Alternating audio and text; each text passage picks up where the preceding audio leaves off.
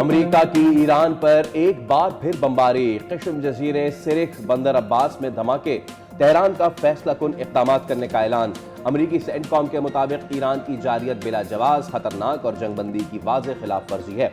Iran पर फिजाई हमले आबना Hormuz में कमर्शियल जहाज़ों पर हमलों के जवाब में किए गए। ईरान ने अमरीकी हमलों को दोनों ममालिक के दरमियान तय पाने वाली मुफाहमत की याददाश्त की खिलाफ वर्जी करार दिया और खबरदार किया कि तेहरान फैसला कुन इक़दाम करेगा। ईरानी वज़ारत ख़ारजा के मुताबिक इस इक़दाम से अमरीकी हुकूमत की बदनीयती, अदम तसलसल और नाकाबिल एतबार होने का सबूत मिलता है। शारजा से कराची आने वाले निजी कंपनी का कार्गो तैयारा समंदर में लापता, तलाश जारी। पाक बहरिया का जंगी जहाज PNS जुल्फ़िकार और पाकिस्तानी फ़ज़ाइया भी सर्च ऑपरेशन में शामिल। तर्जुमान पाकिस्तान एयरपोर्ट अथॉरिटी के मुताबिक तैयारे से दौरान परवाज़ राब्ता मुनक़ता हुआ। तैयारे में 5 अमले के अरकान सवार थे। कार्गो तैयारे ने परवाज़ के दौरान नेविगेशनल सिस्टम में खराबी की इतला दी। कराची ACC ने तैयारे को फौरी रहनुमाई फराहम की। तैयारा अचानक तेजी से नीचे आया और समत भी तब्दील कर ली। वाक़े के बाद रेस्क्यू कोऑर्डिनेशन सेंटर को फाल कर दिया गया और लापता तैयारे की तलाश के लिए मुख्तलिफ इदारों के ताउन से समंदर में मुश्तरका सर्च एंड रेस्क्यू ऑपरेशन शुरू कर दिया गया। ईरान के शहीद रहबर आला अली खामनई का जस्ते खाकी लेकर तैयारा नजफ पहुंच गया। आज इराक के शहर नजफ और करबला में आखिरी दीदार और ताज़ियती तकरीबात होंगी। ईरानी शहर क़ुम में शहीद आयतुल्लाह सैयद अली खामनई की क़ुम में नमाज जनाजा अदा की गई। खामनई के जुलूस जनाजा में 1 करोड़ 20 लाख से 1.5 करोड़ अफराद तक ने शिरकत की। शहीद खामनई को जुमेरात को मशहद में इमाम रज़ा के रोज़े के हुदूद में सुपुर्द खाक किया जाएगा। पेट्रोल डीजल की कीमत में ₹2.25 की कमी कारोबारी बिरादरी के लिए काबिल कबूल नहीं। Federation of Pakistan chambers of commerce and industries ने हुकूमत से पेट्रोलियम मसनूआत की कीमतों में फौरी और नुमाया कमी का मुतालबा कर दिया। सदर FPCCI आतिफ इकराम ने कहा है कि हुकूमत ने जिस तेज़ी के साथ पेट्रोल की कीमतों में इजाफा किया था उसी रफ्तार से कमी भी करे। UBG के पेट्रोल चीफ SM तनवीर ने कहा कि मौजूदा बजट से मुल्क में एक्सपोर्ट नहीं बढ़ेगी। लोग कारोबार में सरमायाकारी के बजाय रकम बैंकों में रखकर मुनाफा कमाने को तरजीह दे रहे हैं। फीफा वर्ल्ड कप 2026 में शायकीन की दिलचस्पी उरूज पर। टूर्नामेंट के क्वार्टर फाइनल मरहले के लिए 8 टीमें तैयार। कल होने वाले पहले प्री क्वार्टर फाइनल मुकाबले में मिस्र और अर्जेंटीना का मुकाबला टूर्नामेंट का सबसे दिलचस्प मैच साबित हुआ। आखिरी लम्हात में 2 गोल से हारती हुई मेसी 11 ने 14 मिनट में 3 गोल दागकर मिस्रियों के दिल तोड़ दिए। प्री क्वार्टर फाइनल के दूसरे मुकाबले में स्विट्जरलैंड ने कोलंबिया को पेनल्टी शूट आउट पर शिकस्त देकर क्वार्टर फाइनल के लिए क्वालिफाई किया।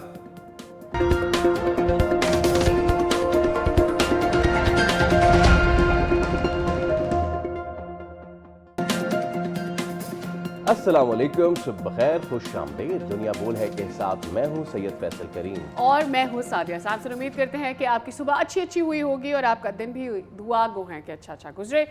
बात का आगाज़ करने जा रहे हैं हम मौसम की सूरत हाल के हवाले से आपको आगाह करेंगे। मौसम अपना रंग बदल रहा है और कई इलाकों में तो हमने देखा कि बारिशें हो रही हैं। मुल्क भर में मानसून बारिशों का सिलसिला जो है वो सरगर्म है और इस हवाले से महकमा मौसमियात ने आइंदा 2 रोज़ के दौरान पंजाब खैबर पख्तूनख्वा, बलूचिस्तान, आज़ाद कश्मीर और गिलगित-बल्तिस्तान के मुख्तलिफ इलाकों में तेज़ हवाओं, गरज चमक के साथ मूसलाधार बारिशों की पेशगोई करती है। सिंध की बात करें तो यहाँ बेशतर अजला में अभी मौसम गर्म ही है और कल रात तो कराची में काफ़ी हब्स था, फिर लेटर ऑन थोड़ी हवाएं चली हैं। तो मौसम में क्या है मज़ीद अपडेट्स, और इसके अलावा यूरोपीय ममालिक में जो हीट वेव है एक और लहर आई हुई है, तो इस पे भी हम आगे चल के शो में ज़रूर बात करेंगे। Right now we are talking about a very unfortunate incident जो कि देर रात पेश आया और वो था शारजा से कराची आने वाला निजी कार्गो तैयारा कराची के करीब समंदर के ऊपर दौरान परवाज़ पहले लापता हुआ। तैयारे में अमले के 5 अफराद सवार थे और पाक बहरिया और दीगर इदारों ने फौरी सर्च एंड रेस्क्यू ऑपरेशन तो शुरू कर दिया है। But the thing is Sadia कि ये चीज़ भी सामने आ गई है कि ये अब गिर गया है। अभी खैर सर्च ऑपरेशन जारी है, ऑब्वियसली सर्च ऑपरेशन इसके लिए जारी है और जब तक कोई मुस्तनद डिटेल्स इस पर नहीं आ सकती, स्पेकुलेशंस नहीं होनी चाहिए ताकि ये देखा जा सके कि ये कब लोकेट होता है और क्या मज़ीद डिटेल्स आ रही हैं। Over the night there had been a lot happening in football as well. Obviously मैं बात करने जा रही हूँ 2 मैचेस जो कि राउंड ऑफ 18 या क्वार्टर फाइनल्स के लिए खेले गए फीफा वर्ल्ड कप 2026 के लिए। कल जो मैच हुआ that was Argentina versus Egypt. किसने सोचा था ये मैच इतना सनसनीखेज हो सकता है? मैच का पलड़ा आखिरी लम्हात में अर्जेंटीना की तरफ जा सकता है। व्हाट वी सॉ यस्टरडे कि अर्जेंटीना ये मैच हार रहा था, लेकिन उसके बाद आखिरी 11 मिनट में अर्जेंटीना 3 गोल्स करता है और ये मैच अपने नाम कर लेता है। And then there was another match as well वो अनदर मैच तो छोड़ ही दें अब वो तो I mean that match is the most less talk match, Switzerland Colombia. ठीक है, ओके, सही है, हमने इसकी बात की है, but you know what Sadia, we have talked a lot of about football in the show, लेकिन क्या वक्त आ गया है ये बात करने का कि हम इस पे बात करें कि क्या ये फुटबॉल वर्ल्ड कप की तारीख का सबसे मुतनाज़ा तरीन फुटबॉल वर्ल्ड कप होने जा रहा है। This is very unfortunate. कल जो मिस्र के साथ हुआ, पूरी दुनिया इज सेइंग के you know FIFA is for Argentina what BCCI is for India, sorry ICC is for India, ICC is for India, या एंड देयर लॉट ऑफ, अभी सब इस बारे में बात कर रहे हैं कि जितने भी वो मुल्क जो कि अमीर मुल्क हैं, जिनका फाइनेंसेस बहुत अच्छा होता है, समहाउ फीफा का जो ओवरऑल पैटर्न है, जो उनका स्केड्यूलिंग होती है वर्ल्ड कप के मैचेस को जिस तरह से ग्रुप किया गया है, इसमें भी आपको वाज़ेह नज़र आ जाता है कि एक जानिब आपको अर्जेंटीना और बाकी सारी कमज़ोर टीमें नज़र आती हैं और दूसरी जानिब आपको स्पेन, ब्राज़ील एंड एवरीथिंग आपको नज़र आ रहा होता है, which makes sense to a way in a way कि ये वाकई ही बहुत कल का मैच अनफॉर्चुनेट रहा ज़रूर इजिप्ट के लिए, लेकिन बात यह है कि इजिप्ट ने टफ फाइट ज़रूर दी अर्जेंटीना को और लोगों को बोलने पर मजबूर कर दिया। Tough fight, it was winning. खैर चलें, इस पे आगे चल के हम जरूर बात करेंगे। Now moving on to our top story, and हम हमेशा से यही खदशे का इजहार करते आए थे कि बहुत अच्छी बात है MOUs एंड ऑल, लेकिन अगर इस बीच कुछ होता है तो क्या होगा, और हुआ वही। अमेरिका और ईरान के दरमियान कशीदगी एक बार फिर जो है बढ़ी है गुज़िश्ता रात, और हुआ ये कि अमेरिकी फ़ौज ने ईरान में 80 से ज़ायद अहदाफ पर हमले किए। तेहरान ने फिर ऑब्वियसली इन कार्रवाइयों को तबाहकुन जवाब देने का ऐलान भी किया है। सेंटकॉम जो है उसने ईरान के खिलाफ नए फौजी ऑपरेशन का किया ऐलान। दावा ये किया अमेरिका ने कि हमले जो किए गए हैं आबनाए होर्मुज़ में तिजारती जहाज़ों पर मुबैना ईरानी कार्रवाई के जवाब में किए गए हैं। अच्छा, अमरीकी कार्रवाई में फ़ज़ाई दिफाई निज़ाम, कोस्टल सर्विलेंस और antiship cruise missile, drone launch sites और पासदारान इनकलाब की बहरी तनसीबात को भी निशाना बनाया गया है। अमेरिका ने ईरान के तेल बेचने पर भी पाबंदी लगा दी है। ये पाबंदी जो कि मतलब 21 अगस्त तक उनको ऑयल सेल करने की इजाज़त थी, अब उसके ऊपर फौरी तौर पर पाबंदी लगा दी गई है। और साथ ही ईरान ने आबनाए होर्मुज़ में जो कतरी LNG टैंकर्स हैं उस पर हमले के इल्ज़ाम को मुस्तरद करते हुए महफूज बहरी आमदोरफ्त यकीनी बनाने के अज़्म का भी अयादा किया है। ये सारी सूरत हाल ऐसी इस सिचुएशन में बन रही है जब हम ये देख रहे हैं कि अपने एक्स सुप्रीम लीडर को की आखिरी रसूमात में ईरान मसरूफ़ था, वहाँ पर कई मुल्कों के डेलीगेशंस आए और वहाँ से रवाना हो रहे थे, और ऐसा लग रहा है कि जैसे वेट किया जा रहा था कि यहाँ से कब ये डेलीगेशंस मूव करेंगे और उसके बाद ईरान के ऊपर हमले कर दिए जाएंगे। And then the question that Faisal raised कि भाई क्या होगा जो 60 दिन के लिए आप डायलॉग की बात कर रहे थे। और आप ये देखें सादिया, स्पॉइलर का जो रोल है, with that let us go to our guest. Sabir Ahmed Khan sahab हमारे साथ मौजूद हैं। मंसूर साहब अस्सलाम वालेकुम, गुड मॉर्निंग सर, बहुत शुक्रिया आपके वक्त के लिए। मंसूर साहब, द प्रॉब्लम इज़ अगेन, बात वही है कि कतर और सऊदीया दोनों ये कह रहे हैं कि हमारे जहाज़ों पे हमला हुआ है। उन्होंने तो नाम भी दिए हुए हैं इन दोनों जहाज़ों के, अल रिकायत है और इसके अलावा वदियान है, सऊदी टैंकर है। ईरान इसको कन्फ्रंट कर रहा है, ईरान कह रहा है कि हमने ऐसा कुछ भी नहीं किया। उसके बाद फिर हम देख रहे हैं कि अमेरिका जो है वो ईरान पे हमला करता है ऑन ऑल द टारगेट्स।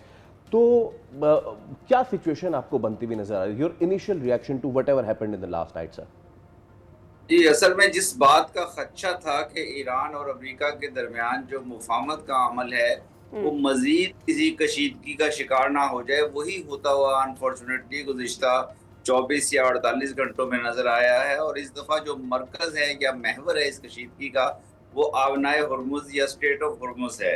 अब स्ट्रेट ऑफ होर्मुज़ जो है वो दोनों साइड्स के लिए, यानी एक तरफ ईरान के लिए और दूसरी तरफ US या इंटरनेशनल कम्युनिटी जो शिपिंग होती है वहाँ से, उनके लिए बहुत ज़रूरी रास्ता है। और उसमें ईरान को ये खदशा है, नज़र आता है कि शायद एक आबनाए हुर्मुज़ के अंदर से, स्ट्रेट ऑफ हुर्मुज़ के अंदर से एक ओमान के साहिल के साथ साथ कोई रास्ता बनाने की कोशिश की जा रही है। और इसी खदशे के तहत ईरान ने कल जो 3 ऑयल शिप टैंकर्स को अटैक किया था, जिसमें एक कतर का था, एक सऊदी अरेबिया और एक और कमर्शियल टैंकर था, उनके ऊपर जो ये कहा गया है कि ईरान की तरफ से अटैक हुआ, वो गालिबन इसी बात का शाखसाना है कि ईरान चाहता है कि हुर्मुज़ के ऊपर जो फ्रेमवर्क नेगोशिएशंस में तय हो 60 दिन के बाद या जब भी फाइनल एग्रीमेंट होता है, हुर्मुज़ के अंदर एक फ्रेमवर्क हो, एक एग्रीमेंट हो कि हुर्मुज़ के अंदर से रास्ता किस तरह होगा, जिसमें कुछ मेंटेनेंस चार्जेस, टोल चार्जेस या कोई सी किस्म के चार्जेस ईरान और ओमान जो है वो ले सकें। लेकिन इस चीज़ को अमेरिका भी रेजिस्ट कर रहा है, इस चीज़ को गल्फ के ममालिक भी रेजिस्ट कर रहे हैं, और जिसकी वजह से ये इख्तिलाफ पैदा हुआ। और इसके रिएक्शन में जो टैंकर्स अटैक हुए थे, उसके रिएक्शन में कल रात 80 मुकामात पर यूएस की तरफ से ईरान को अटैक किया गया है, जिसमें उनकी जो बोट्स हैं, नेवल बोट्स, उनको भी अटैक किया गया 60 के करीब। लेकिन उनके जो स्ट्रेटेजिक मुकामात हैं ईरान के अंदर, उनको भी अटैक किया गया, खासतौर पर साहिल के साथ साथ। और ये उस वक्त हुआ है जब वहां पे अभी तदफीन की तकरीबात जो है वो मुकम्मल चल रही हैं। और अंडरस्टैंडिंग जो दोहा में लास्ट मीटिंग हुई थी, उसमें ये थी कि इस तदफीन के प्रोसेस जो 9 मई या 10 मई तक खत्म होना है, इसके बाद नए राउंड को प्लान किया जाएगा। तो अब अमेरिका की तरफ से जब प्रेसिडेंट ट्रंप टर्की पहुंचे हैं, वहां से उनकी तरफ से सेंट्रल कमांड की तरफ से बड़ी सख्त स्टेटमेंट्स आई हैं। जो ऑयल के ऊपर वेवर ईरान को दिया गया था ऑयल की सेल के लिए, वो विड्रॉ हो गया है यूएस की जानिब से। तो चीज़ें एक मरतबा फिर कशीदगी में चली गई हैं, और आज जो 60 दिन का पीरियड है, उसमें से 21 या 22 दिन तो हो गए हैं। तो ये अमल मुश्किलात का शिकार रहेगा। 60 दिन के प्रोसेस को किसी ना किसी तरह एक्सटेंड होना पड़ेगा। 60 दिन के अंदर एग्रीमेंट होता हुआ नजर नहीं आ रहा, क्योंकि अभी हुर्मुज़ के अलावा और इशूज़ भी हैं। न्यूक्लियर इशू है, इसमें लबनान और इजराइल का इशू है, और इसमें ईरान के खिलाफ सैंक्शंस जो रिमूव करने या उनके फंड्स या एसेट्स को रिलीज करने का मामला भी है। तो ये जितनी ये जंग जो थी 28 फरवरी को जो शुरू की गई थी, जितनी ये अननेसेसरी थी, खतरनाक थी इंटरनेशनल बैन अल-अक़वामी अमन और सलामती के लिए, उतना ही ये जो नेगोशिएशन का प्रोसेस है, ये भी बहुत डेलिकेट, फ्रेजाइल और नाजुक है। और हम देखते रहेंगे आप कि ये हर मरहले पर इसमें मुश्किलात आएंगी, और हम देख रहे हैं आ रही हैं। तो मेरा ख्याल है कि अब फिर मुफाहमत में जो किरदार अदा कर रहे हैं ममालिक, पाकिस्तान उसमें सरे फहरिस्त है, फिर कतर भी उसमें था। लेकिन अब कतर का क्या रिएक्शन होगा, किस तरह कतर आगे एंगेज करेगा, क्योंकि कतर की तरफ से अपनी सख्त स्टेटमेंट्स आई हैं ईरान के खिलाफ, सऊदी अरेबिया की तरफ से भी आई हैं। तो मेरा ख्याल है पाकिस्तान को ही एक मरतबा फिर इस आग को बुझाने की कोशिश करनी पड़ेगी, क्योंकि ऑयल की प्राइसेस इंटरनेशनल मार्केट में एक मरतबा से जंप कर रही हैं। तो ये खतरनाक सूरत हाल है मेरे हिसाब। At the same time while we talk about Iran और इस वक्त यूएस के बीच में जो स्कर्मिश लास्ट हुई है, इसके बाद क्या फ्यूचर नज़र आ रहा है? कल हमने देखा कि डोनाल्ड ट्रंप साहब खासे एर्दोगान साहब के साथ कोजी अप होने की कोशिश भी करते रहे। कल नेटो समिट में हमने देखा कि जहां बड़े बड़े ममालिक मौजूद थे, इसमें इजराइल को ये परेशानी लाहक रही कि क्या यूएस जो है तमाम तर सैंक्शंस तुर्की के ऊपर से उठाने वाला है, और क्या कोई डील होने जा रही है F-35 की। तो ये जो इसराइल का डर है, और डोनाल्ड ट्रंप साहब जो है वो तुर्की के साथ करीब आना चाह रहे हैं, ये किस तरफ इशारा कर रही है अबाउट द रीजनल और स्ट्रेटेजिक रिलेशंस पे? ये देखें, इंटरनेशनल लेवल पे और रीजनल लेवल पे जो स्ट्रेटेजिक बैलेंस है वो चेंज हो रहा है। रीजन के अंदर, मिडिल ईस्ट के अंदर भी एक नया सिक्योरिटी आर्किटेक्चर इमर्ज कर रहा है। इंटरनेशनल लेवल पे भी अमेरिका, जो कि अपने यूरोपियन एलाइज पे बहुत डिपेंड किया करता था, या अपने वेस्टर्न एलाइज पे बहुत डिपेंड किया करता था, उसमें थोड़ा सा गैप आ रहा है, रखना आ रहा है। काफ़ी हद तक वो बॉन्ड कमज़ोर हो चुका है। और इस दफ़ा हमने देखा है इस जंग के नतीजे में, ईरान और यूएस की जंग हुई है, इसमें इजराइल और अमेरिका के दरमियान भी कुछ इख्तलाफात सामने आए हैं। अमेरिका ईरान को ब्लैंक चेक जो दिए रखता था, वो वाली सिचुएशन नहीं है, क्योंकि अमेरिका के अपने मुफादात चैलेंज हुए हैं इस जंग के नतीजे में। तो अब नेटो के अंदर जो जिस बात का आपने जिक्र किया, वो बहुत ही अहम बात है कि नेटो के अंदर तुर्की जो है वो सेकंड लार्जेस्ट मिलिट्री पावर है। ये अमेरिका के कोई और मगरबी मुल्क या कोई और वेस्टर्न कंट्री नहीं है, बल्कि टर्की सबसे बड़ी नेटो पावर है अमेरिका के बाद नेटो के अंदर। तो और यूएस और टर्की के इख्तलाफात के बावजूद उनके दरमियान बहुत एक करीबी डिफेंस का रिश्ता रहा है। Okay, if you तो allow me, मेरा मंसूर साहब, if you allow me a supplementary question, आप ये कह रहे हैं कि सेकंड मोस्ट पावरफुल एलाई है, नेटो एलाई है तुर्की है, और यूएस तुर्की के मामलात जो है वो इतने अच्छे नहीं रहे, बट कल डोनाल्ड ट्रंप साहब कहते हैं कि हमारे देरीना दोस्त हैं रजब तैयब एर्दोगान। अब सिचुएशन ये है कि बेंजामिन नेतन्याहू साहब ये फरमा रहे हैं कि भाई अमेरिका इनको F-35 नहीं दे, इससे ताकत का तवाज़ुन बिगड़ जाएगा। तो इसको अमेरिका कैसे लेके चलेगा? क्योंकि बज़ाहिर तो नज़र ये आ रहा है कि अमेरिका और ट्रंप, क्योंकि वो नेटो से नाराज़ थे, उन्होंने अपनी नाराज़गी का इजहार भी किया, क्योंकि नेटो ने उनका इस मामले में साथ नहीं दिया, ईरान वाले मामले में इतना ज़्यादा। सो इस नाराज़गी का ही एक शाख्स आना है कि वो तुर्की के इतने करीब है, और अगर वो तुर्की के इतने करीब अभी होते हैं तो फिर इसराइल की इस डिमांड को कि जी F-35 ना दिया जाए, इसको फिर कैसे लेके चलेंगे? देखिए, अमेरिका के लिए भी इस वक्त एक ऐसा मुकाम आ गया है जहां अमेरिका को अपने इंटरेस्ट को आगे ले जाने के लिए कुछ बैलेंसिंग करने की जरूरत है। इसराइल जो है वो गुज़िश्ता चंद माह में उसकी ताकत या उसके जो इन्फ्लुएंस में कमी आई है, उस रोल में कमी आई है, वो कि वो अपनी एग्रेशन के जरिए उसने अपनी न्यूसेंस जारी रखी हुई है मिडिल ईस्ट में। कभी गाजा के ऊपर जेनोसाइड कर देते हैं, कभी लेबनान के ऊपर, लेबनान के साथ भी शदीद इख्तलाफात पैदा हुए हैं, और लेबनान को भी वो साउथ ऑफ लेबनान को एनेक्स करने की जो कोशिशें हैं, वहाँ पे लेबनान से बड़ा शदीद रिएक्शन आ रहा है। तो इस सारी सिचुएशन में अमेरिका के लिए टर्की को एज एन एलाय कायम रखना नेटो के अंदर बहुत ज़रूरी हो गया है। और टर्की का एक मिडिल ईस्ट के अंदर भी बहुत बड़ा रोल है, जो शायद इजराइल से ज़्यादा बड़ा रोल है। टर्की पाकिस्तान के भी करीब है, Pakistan, Saudi Arabia, Turkey, Egypt, ये 4 जो कंट्रीज हैं, ये इस यूएस ईरान कॉन्फ्लिक्ट को कशीदगी को कम करने के लिए अहम किरदार अदा किया है, और ये किसी किस्म के डिफेंस कोलैबोरेशन या सिक्योरिटी कोलैबोरेशन या स्ट्रेटेजिक कोलैबोरेशन में भी आगे बढ़ रहे हैं। तो मेरा ख्याल है अमेरिका इस सारी सिचुएशन पे भी नज़र रखे हुए है, और अमेरिका इजराइल को के कंसर्न्स को एक हद तक तो एड्रेस करने की पोजीशन में होगा। उनको वो असला प्रोवाइड करता रहेगा, लेकिन वो अमेरिका की जो रिलेशनशिप है नेटो के अंदर, और खास तौर पे इस मौके में जो तुर्की के साथ रिलेशनशिप है, मेरा ख्याल उसके अंदर एक डायनामिज्म लाने की कोशिश करेगा। और आपने देखा है कि वो ट्रंप की स्टेटमेंट से भी जाहिर हो रहा है, ट्रंप के दौरे से भी जाहिर हो रहा है, और मेरा ख्याल है कि ये एक बैनुल अक़वामी सूरत हाल जो इमर्जिंग सिचुएशन है, जिसका आपने भी अपने सवाल में जिक्र किया था, उसकी तरफ एक वाज़ेह इशारा भी है ये। ठीक है, बहुत शुक्रिया सर आपके वक्त के लिए। It was wonderful to have you on the show. We are hoping कि इस वक्त जो ईरान और हाल बनती चली जा रही है, इसका दबाव क्योंकि डायरेक्टली अवाम की तरफ भी आता है और खित्ते की सूरत हाल भी बिगड़ती है, तो इसमें कुछ सीज़ फायर की सूरत हाल बनती हुई नज़र आए और वापस जो है डायलॉग की तरफ की सूरत हाल जाए। ओके, गुज़िश्ता रात एक बहुत ही अफसोसनाक वाक़या पेश आया है, और शारजा से कराची जाने वाला निजी कार्गो तैयारा बताया जा रहा है कराची के करीब, कुछ खबरें ऐसी हैं कि उरमाड़ा के करीब समंदर के ऊपर दौरान परवाज़ जो है वो लापता हुआ, और पाक बहरिया दीगर इदारों ने फौरी सर्च एंड रेस्क्यू ऑपरेशन तो शुरू कर दिया है, but on board there were 5 personal.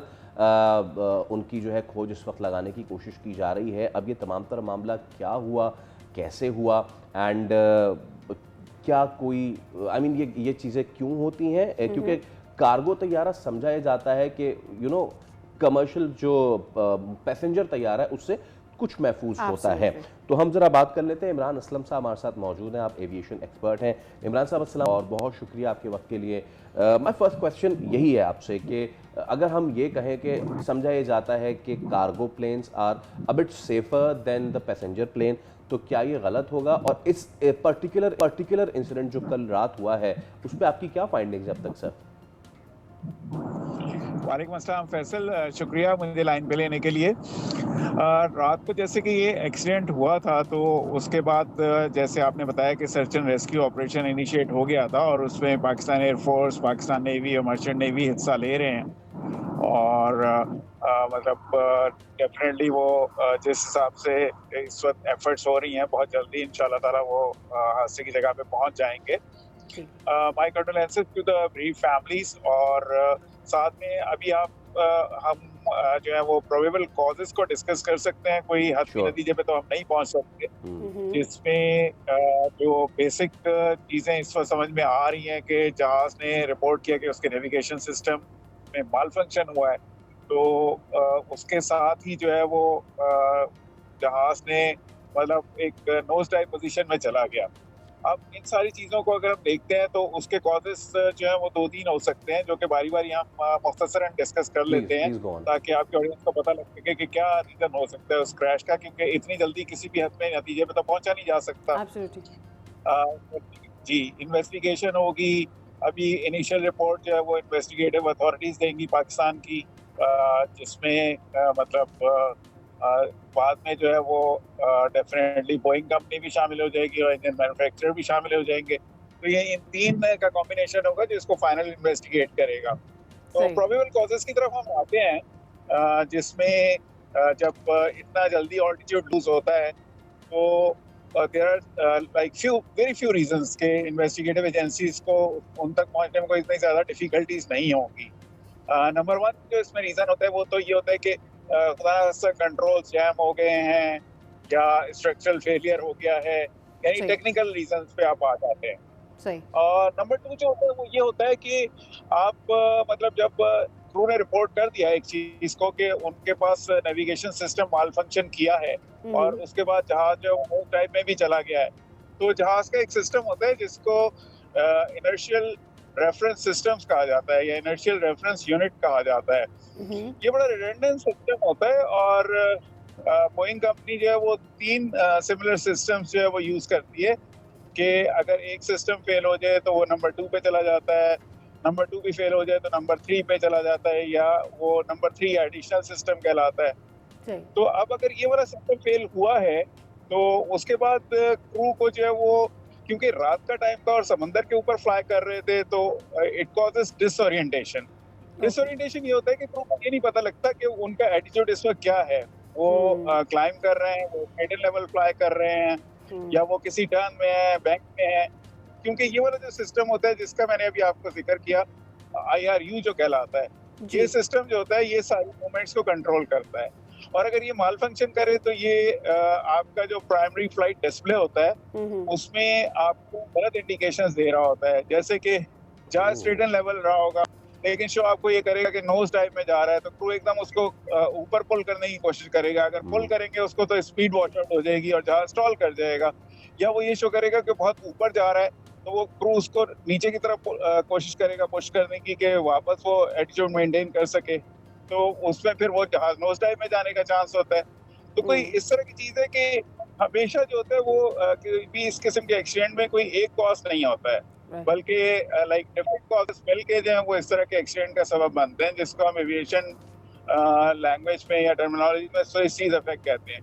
तो ये वाली चीजें मुख्तलिफ हो सकती हैं जिनको कि अभी इन्वेस्टिगेटिव एजेंसी जो है इन्वेस्टिगेट करेंगी, और जब वो इन्वेस्टिगेट करेंगी डेफिनेटली फिर कोई चीज हमारे सामने आ सकेगी। जी। All right Imran Aslam sahab, was wonderful to have you on the show. यकीनी तौर पर इस पर कोई सूरत हाल ज़रूर सामने आ जाएगी वक्त के साथ, जैसे आप कह रहे हैं कि it's not just the navigation, also the IR unit as well, where जो है प्लेन मज़ीद जो है सेकंड सिस्टम पर मूव कर जाता है, जो प्रॉबेबली उसमें भी कोई ख़राबी हो सकती है, लेकिन सूरत हाल वाज़े होएगी थोड़े ही वक्त में। हमारे जो दुआएँ हैं वो गमज़दा ख़ानदानों के साथ हैं और हम उम्मीद करते हैं कि जल्द अज जल्द इस जहाज़ का पता चल सके कि ये कहाँ पर मौजूद है। इमरान साहब आपका बहुत शुक्रिया। यहाँ पर ले रहे हैं हम एक ब्रेक, आप हमारे साथ ही रहिए।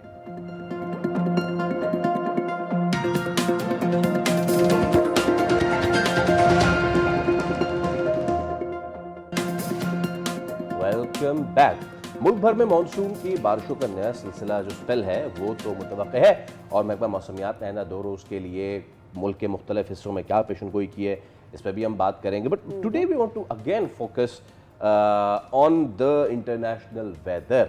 और अब एक ये फिनोमिनन जो है ना सादिया, जो कि पिछले दिनों हमने देखा कि एक ऐसा फिनोमिनन है जहाँ पे एक हॉट एयर है वो इट क्लोजेस डाउन और वो एक रीजन के ऊपर जाके फिक्स हो जाती है, और यूरोप में जो असल वजह बताई जा रही है शदीद गर्मी की, वो यही बताई जा रही है। इस्तेलाह इसकी इस्तेमाल की जा रही है हीट डोम, और अफ्रीका से ये जो है सिस्टम निकलता है। अफ्रीका से निकल के मुख्तलिफ जो यूरोपीय ममालिक हैं वहाँ पे उसने कहर मचाया हुआ है। अब ये हीट डोम क्या है, यूरोप कब तक इसको एक्सपेक्ट करेगा?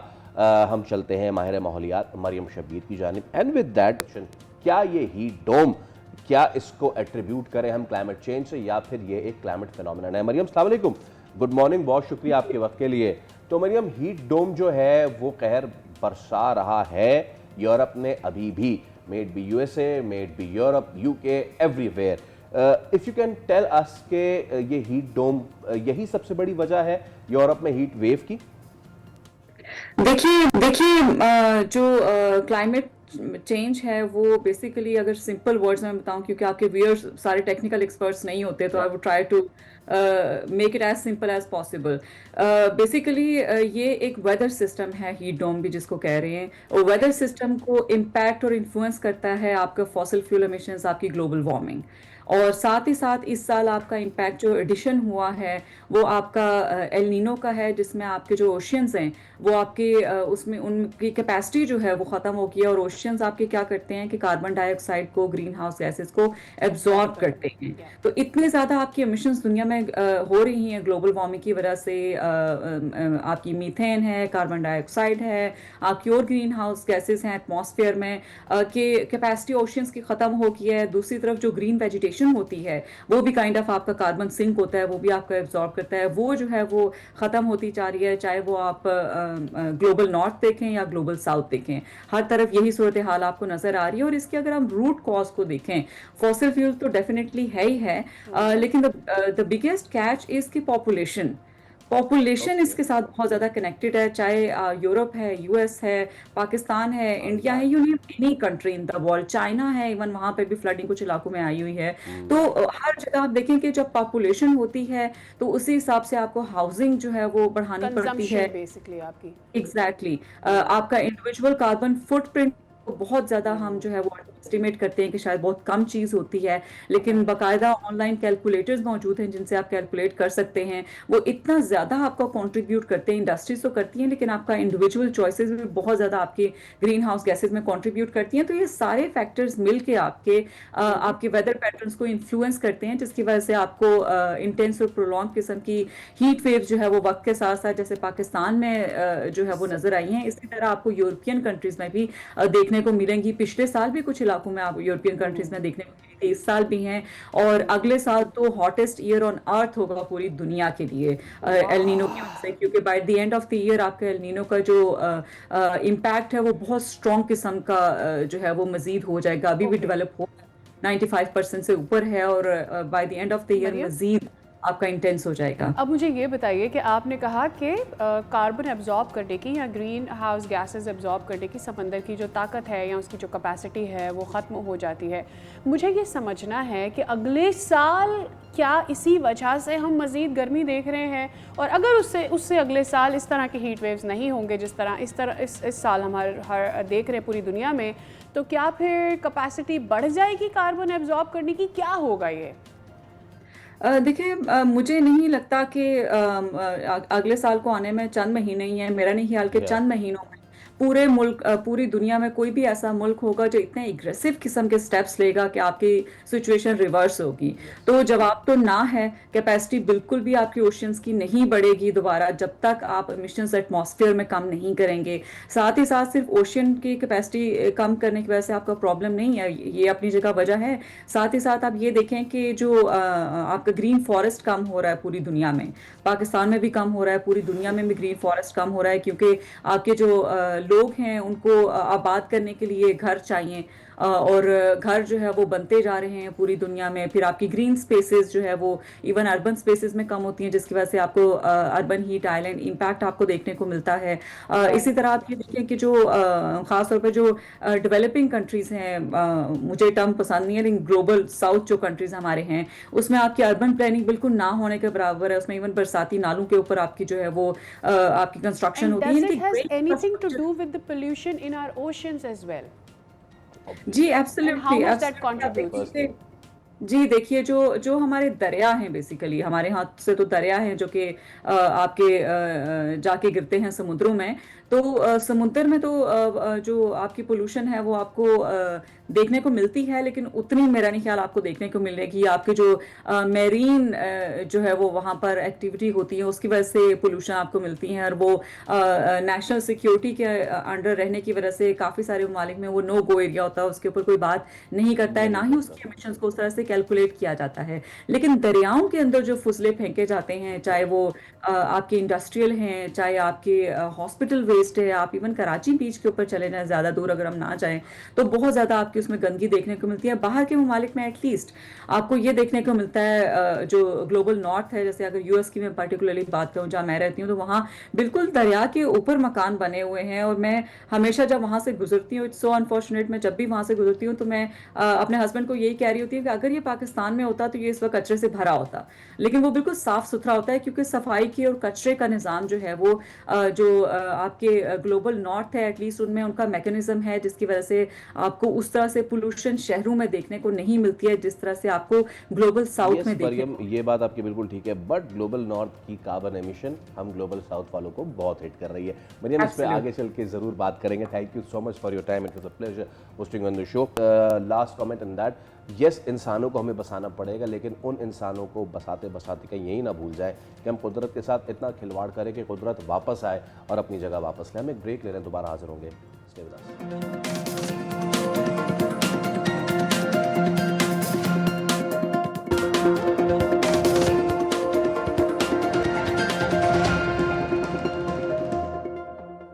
वेल, तकरीबन एक बहुत बड़ा सानहा होने जा रहा था, लेकिन नहीं हुआ। अर्जेंटीना नहीं होने तकरीबन दिया बाहर गया, हो I'd गया rather था। say that. Thank you for that. लेकिन FIFA World Cup round of 16 मरहला मुकम्मल हो चुका है। 8 टीमें फाइनलाइज हो गई हैं क्वार्टर फाइनल के लिए। लेकिन कहा जाए अगर कि सबसे ज्यादा कंट्रोवर्शियल मैच इस पूरे वर्ल्ड कप का अगर कल रहा, रात पाकिस्तानी टाइम 9 बजे शुरू होने वाला, तो गलत नहीं होगा।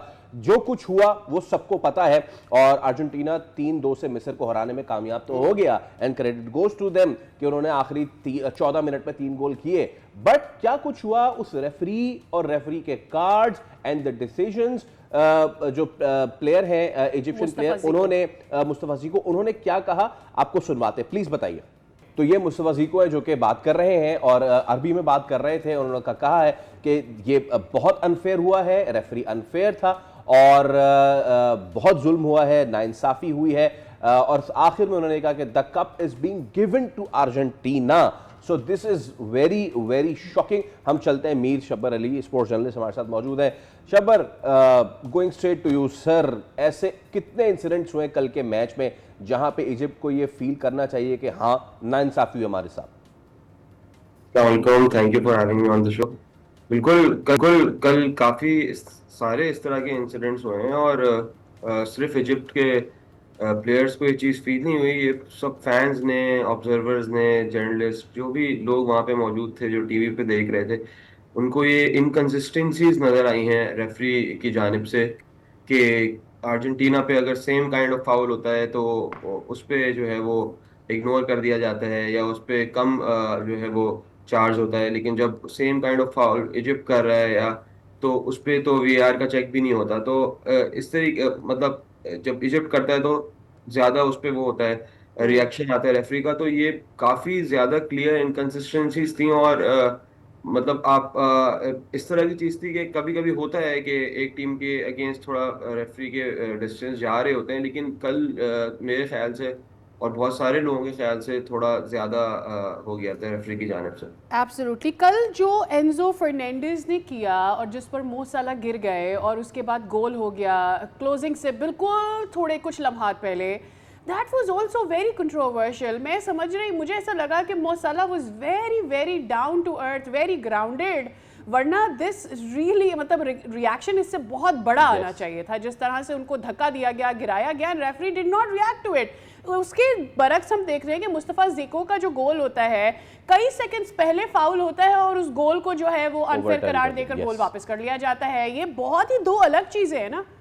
बिल्कुल, मुस्तफा ज़ीको के गोल का जो डिसीजन हुआ वो 30 सेकंड से भी ज्यादा के बाद वीआर ने इंटरवीन किया, which is obviously Not the norm. brings about doubts। और दूसरी चीज ये कि बिल्कुल जो मोहम्मद सलाह एक काउंटर अटैक में निकल रहे थे, वो बड़ा ही सॉफ्ट सा एक वो था, और उस पे ही जो है वो फॉरेन रेफरी ने जो है वो गेम को रुकवा दिया। तो बहुत सारे ऐसे मोमेंट्स हैं जहां अर्जेंटीना को एडवांटेज हो सकता था और वो नहीं हो पाया। और एक एक बड़ा ही बैड टेस्ट में ये मैच खत्म हुआ है। और ऑब्वियसली फिर पाकिस्तानी और बहुत सारे फैंस जो इजिप्ट को सपोर्ट कर रहे थे, बिकॉज एक अंडरडॉग स्टोरी सबको पसंद होती है, और एक ऑब्वियसली एक अफ्रीकन नेशन है, एक एक मुस्लिम नेशन है, तो बहुत हार्ट ब्रेक हुआ है बहुत सारे इसके लोग। अलावा भी शबर, मतलब पाकिस्तानी फैंस की बात नहीं है। आप देखिए, अगर वो Overall. गोल एक्सेप्ट होता तो ये 3 गोल्स हुए होते। अर्जेंटीना चले मान लीजिए आखिरी 14 मिनट में 3-3 गोल दोनों के थे, और पेनल्टीज पे जाता ये मामला। बिल्कुल बिल्कुल गोल्स अगर हो जाते और किसी और तरीके से हार्ट ब्रेक होता तो फिर भी चले शायद एक्सेप्टेबल होता फैंस के लिए, लेकिन ये जिस तरीके से हुआ है, और कभी भी इजिप्ट की टीम ने इस तरीके से रिएक्ट नहीं किया पूरे वर्ल्ड कप में, जिस तरह भी चीजें हुई हैं। लेकिन कल वाले मैच में जिस तरह उनके कोच ने रिएक्ट किया, जिस तरह की बातें हुई, इस तरह आपने अभी वीडियो चलाई है, और जो उनकी कोच की प्रेस कॉन्फ्रेंस थी, उससे पता चलता है कि कितनी बड़े लेवल पे जो है वो ये एक आप कह सकते हैं कि देवर रॉब्ड। और अब चले, खैर जो हो गया तो हो गया, तो आगे चल के इस पे हम कभी करेंगे बात। Few words for Argentina. Yes, they were given the advantage due to the because as the fans Whatever are saying, reasons, लेकिन yeah. 3 मिनट में 3 गोल्स करना in the last 14 minutes, this was difficult। Argentina ने अपना record तोड़ा है। they were 13-0 when it comes to 2-0 down, लेकिन उन्होंने 14th नहीं होने दिया, 14वीं बार नहीं होने दिया। they broke the record। Messi is on the roll। बिल्कुल, देखिए अर्जेंटीना ये रेफरिंग वाली चीजों का आप हटा भी दें, तब भी Argentina have the ability to make a comeback. Obviously. Cape Verde के अगेंस्ट भी उनके साथ यही हुआ था, उन्होंने मैनेज किया गोल्स मारना। उनकी अटैकिंग जो है वो जो लाइन है वो एक बहुत ही पोटेंट अटैकिंग लाइन है, और ऑब्वियसली मेसी की जो प्रेजेंस होती है उसका एडवांटेज जो है वो एक ऑल क्लियर राइट, बिल्कुल ठीक है शब्बर। हम एक ब्रेक की जाने जा रहे हैं विद जिस वन लाइनर जो मैं बता रहा, once again in the history it will go like कि Messi the Messiah stop the pharaohs from Egyptians। ले रहे हैं ब्रेक, हमारे साथ रहिए। वाह,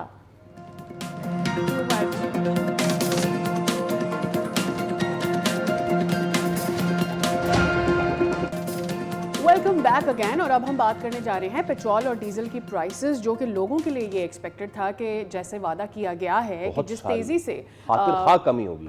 हाँ, जिस तरीके से इसमें हम देख रहे थे कि महंगाई हो रही थी और पेट्रोलियम मसनूआत की कीमतें ऊपर जा रही थी, ये वादा किया गया था कि उसी तरह से ये नीचे आएंगी।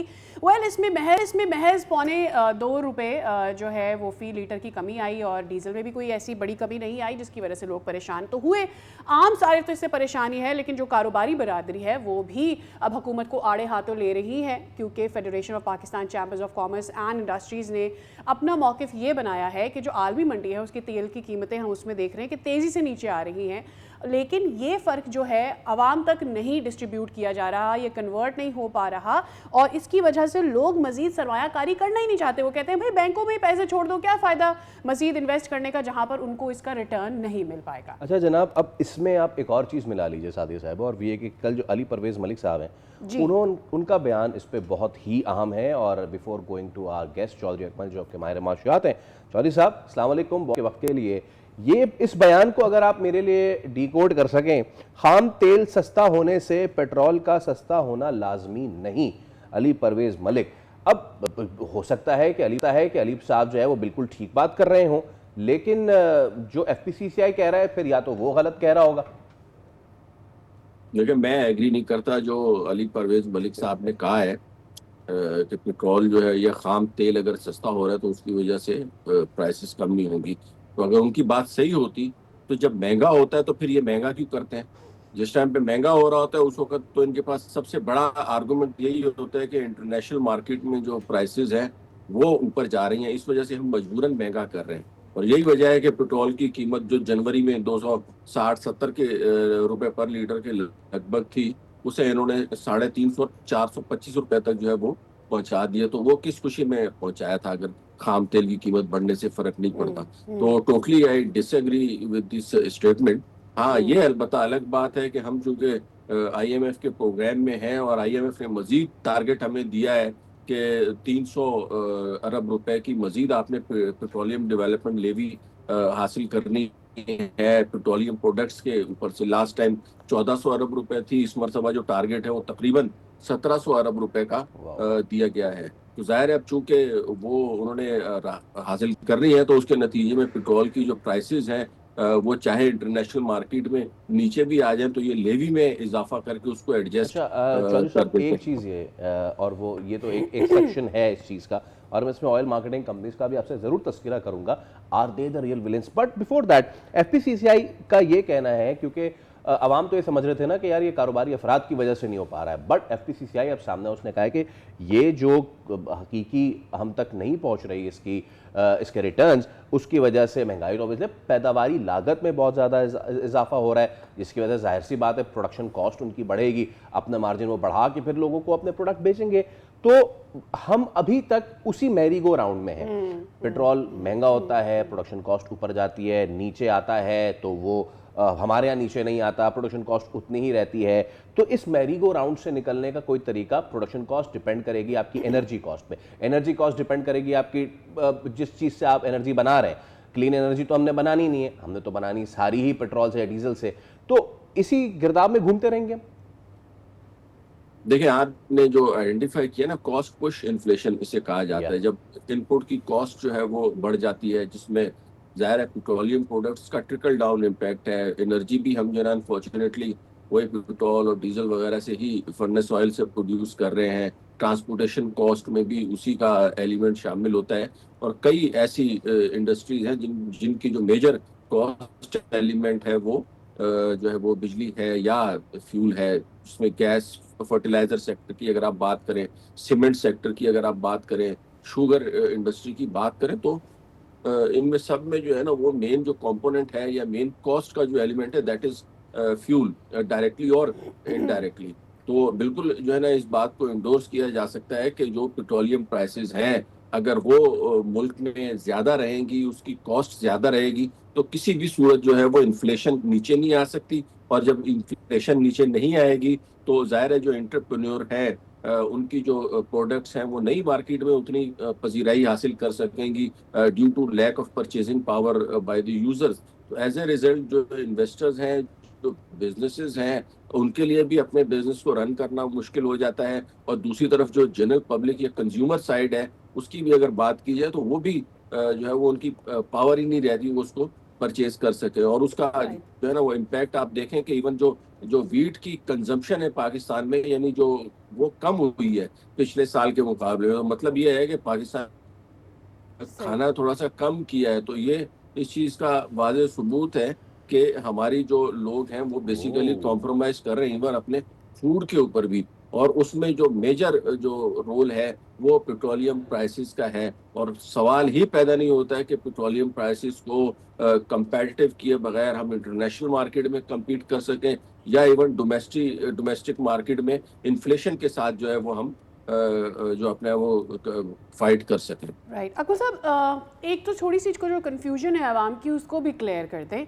जब हम ये कहते हैं कि जी आईएमएफ का मुतालबा है और लेवी बढ़ाई जाएगी and all that, right, diesel पर लेवी कम कर दी जाती है if I am not wrong, और पेट्रोल पर बढ़ा दी जाती है levy. That's how it happened. And at the same time हमें पहले से पता था कि जी आपने कार्बन लेवी बढ़ानी है। अब आपके मुल्क में पेट्रोल कौन यूज़ करता है? पेट्रोल बाइक में डीजल तो डलवाती नहीं मैं।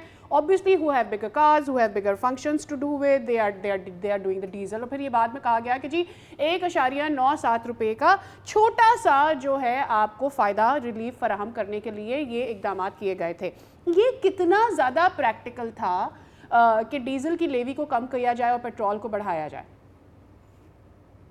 देखिए, पहले तो जो है ना 1 रुपए समथिंग की जो है वो कॉस्ट में कमी की है। तो हमारे तो प्राइम मिनिस्टर साहब ने वैसे ही दिल के ऊपर इतना बड़ा पत्थर रखा हुआ है, तो उससे अगर एक आध छटांग वजन कम हो जाएगा तो जाहिर है उनके तकलीफ में भी तो इजाफा ही रहेगा। तो मेरे ख्याल में तो ज्यादा रिलीफ देना चाहिए था, जैसे इंटरनेशनल प्राइसेस में जो है वो कमी वाक़या हुई है, तो उनकी भी तकलीफ थोड़ी सी कम होती और आवाम की तकलीफ भी कम होती। लेकिन अनफॉर्चुनेटली जो हमारा जो कॉस्ट का इसमें एलिमेंट है और जो प्रॉमिसेस किए गए हैं आईएमएफ के साथ, ठीक है ना, तो उसके नतीजे में पॉसिबल नहीं है कि जो है ना इसको पेट्रोलियम डेवलपमेंट ओके। लेवी में कोई बहुत ज़्यादा कमी की जा सके।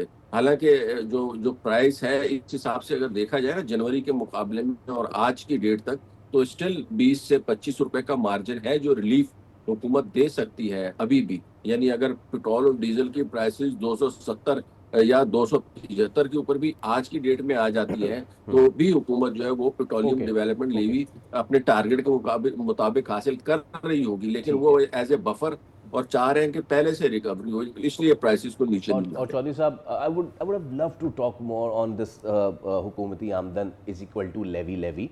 हमारे पास क्या हुकूमत के पास और कोई नहीं है जरिया चारा कमाने के का। वो उससे करे, बट चले इसको कभी और के लिए रख लेते हैं हम। जो हमारा असल मुद्दा है FPCCI की ये प्रेस कॉन्फ्रेंस, और उसमें एक और बड़ी अहम बात उन्होंने की है, और वो ये कि ये जो महंगाई है, बजट का भी इशारा दे दिया गया है भाई, इसमें जो है ना इससे एक्सपोर्ट नहीं बढ़ेगी, लोग प्रेफर करेंगे ऑब्वियसली कारोबारी अफराद या फिर दोज हु हैव्स, उनके पास जितना है वो सरमाया नहीं लगाएंगे, बैंक्स में रखेंगे, मुनाफा वो अलग कमाने को तरजीह देंगे। इसको थोड़ा सा डेसिफर करें आप हमारे लिए। This is exactly what's happening. If you see कि लोग प्रीफर कर रहे हैं इस वक्त अपने जो इन्वेस्टमेंट है उसको स्टॉक में जो है ना वो लगाना। अच्छा, स्टॉक में भी इस तरीके से इन्वेस्ट नहीं किया जा रहा कि जो है ना वो कंपनीज में इन्वेस्ट किया जाए, वो तो जस्ट लाइक इन्वेस्टमेंट और कैपिटल गेन के लिए लोग जो है ना वो उसमें इन्वेस्ट कर रहे हैं। उससे डायरेक्टली कंपनीज को मेरे ख्याल में इतना ज्यादा प्रॉफिट नहीं हो रहा। On the other hand bank जाहिर है जब 11% के ऊपर आपको घर पे बैठे बैठे प्रॉफिट दे रहा हो, तो मेरा नहीं ख्याल है कि कोई इन्वेस्टर जो है ना वो इन हालात में कारोबार करने का रिस्क ले सकेगा। और उसके बाद फिर जो सेफ हेवन्स हैं, गोल्ड है, प्लॉट्स हैं, और अब तो प्रॉपर्टी के ऊपर और बेनिफिट दे दिया है, हुकूमत ने टैक्सेशन में कमी कर दी है, तो लोगों के पास जिनके पास सरमाया मौजूद है, जिनके पास इन्वेस्टमेंट मौजूद है, तो why would they invest in a business जहाँ पे आपकी कॉस्ट ऑफ प्रोडक्शन भी ज्यादा है, लेबर कॉस्ट भी ज्यादा है, रॉ मटेरियल आपके पास अवेलेबल नहीं है, कॉटन की प्रोडक्शन आपकी कम होती जा रही है, वीट का बहरान है। तो जब इस तरह के हालात होंगे तो उसमें जिसके पास भी पैसे होंगे वो तो सोचेगा कि भाई सीधा सीधा इसको या रिस्क फ्री बैंक में मुनाफा रखवाओ कमाए फिर वो। या इसको यस, स्टॉक में इन्वेस्ट करो, हमें क्या जरूरत है उसमें जो है ना वो Absolutely. कारोबार करने की। ठीक है, बहुत शुक्रिया चौधरी अकमल साहब। उम्मीद ही कर सकते हैं कि हमारी पॉलिसी मेकिंग कुछ इस तौर की हो कि अगर तो हमने IMF के प्रोग्राम्स में है तो आवाम को जो गरीब हैं उनको मज़ीद गरीब ना किया जाए। बहुत शुक्रिया आपके वक्त के लिए। पाकिस्तान में आज के दिन जो भी वेलफेयर का काम कर रहा है, जो भी समाजी काम कर रहा है, वो सिर्फ एक ही शख्स की मोटिवेशन के नाम पर कर रहा है। उनको देखते हुए ही आज वो या तो अपनी NGO चला रहा है या फिर अपना वो वेलफेयर का काम कर रहा है। मैं बात कर रही हूँ अब्दुल सत्तार ईदी साहब की। आज इंसानियत के अजीम खादिम मारूफ समाजी रहनुमा अब्दुल सत्तार ईदी की 10वीं बरसी अकीदत और एहतराम के साथ मनाई जा रही है।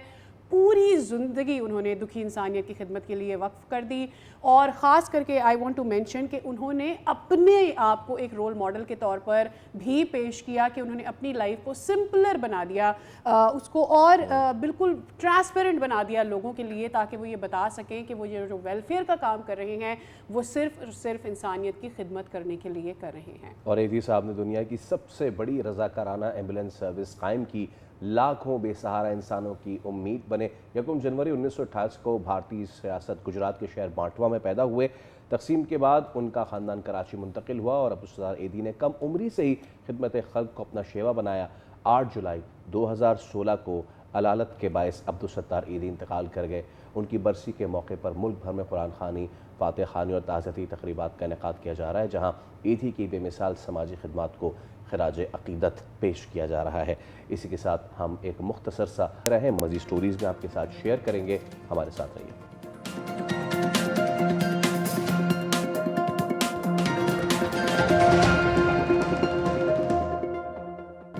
Welcome back. खैबर पख्तूनख्वा को गुज़िश्ता 5 वर्षों के दौरान वफाकी हुकूमत की जानिब से NFC अवार्ड और दहशतगर्दी के खिलाफ जंग की मद में हज़ारों अरब रुपया, कह लीजिए कि टू बी प्रिसाइज 3.5 खरब रुपए मुंतकिल किए गए हैं। लेकिन जब ये सूबाई असम्बली में अदाद-ओ-शुमार पेश किए गए तो अपने ही अरकान जो हैं उस पर इन्होंने अदम एतमानान का इजहार किया है, और उसके बाद हुआ ये कि स्पीकर ने मामला मजीद जांच के लिए मुताल्लिका असम्बली कमेटी के हवाले कर दिया है। अच्छा, जो डॉक्यूमेंटेशन शेयर की गई है उसके मुताबिक सूबे को सबसे ज़्यादा फंड्स गुज़श्ता जो माली साल था उसमें मिले और इसके अलावा NFC अवार्ड के तहत सबसे बड़ा हिस्सा भी जारी किया गया। एक तो ये कि इन नंबर्स और इन अदाद-ओ-शुमार के ऊपर इंक्वायरी के लिए कह दिया गया है। बिसाइड्स जो हम खैबर पख्तूनख्वा में डेवलपमेंट का काम देख रहे हैं उसके ऊपर भी कई क्वेश्चंस रेज हो चुके हैं। ज़ाहिर शाह सिराज साहब हमारे साथ मौजूद हैं, सीनियर तज्ज़ियाकार, उनसे बात कर लेते हैं और जानते हैं कि ये मामला एक्चुअली और अपने ही लोगों को क्यों अदम इत्मीनान है। ज़ाहिर साहब सुबह बखैर, बहुत शुक्रिया आपके वक्त के लिए। सबसे पहले तो एक खतीर रकम ना सिर्फ NFC की अदरवाइज़ भी फ़ंड्स के जो वफाक की जानिब से दिए गए, एक तो हमें KPK में वो डेवलपमेंट का काम नज़र नहीं आता, बिसाइड्स अपने ही लोगों को रिजर्वेशंस है और कह दिया जाता है कि जी इसकी मज़ीद इंक्वायरी होनी चाहिए। अंदरूनी मामला एक्चुअली इसके पीछे है क्या? जी बहुत बहुत शुक्रिया और सुबह खैर। सबसे अहम इशू ये है कि जैसे ये 2021 से 25 तक का फिगर है जो असम्बली में पेश किया है। किसी मेंबर ने सवाल उठाया कि आप बार बार एक नैरेटिव बिल्ड किया जाता है। सूबा कहता है जी हमारे 100 अरब रुपए बनते हैं, आज तक नहीं दिए। विफाक कहती है हमने इतने अरबों रुपए दिए। तो ये वो डेटा है जो कि सूबाई हुकूमत की असम्बली में पेश किया गया और 34 खरब रुपए पिछले 5 सालों में मिले हैं। तो ये इतनी बड़ी रकम है जिसकी सोच है।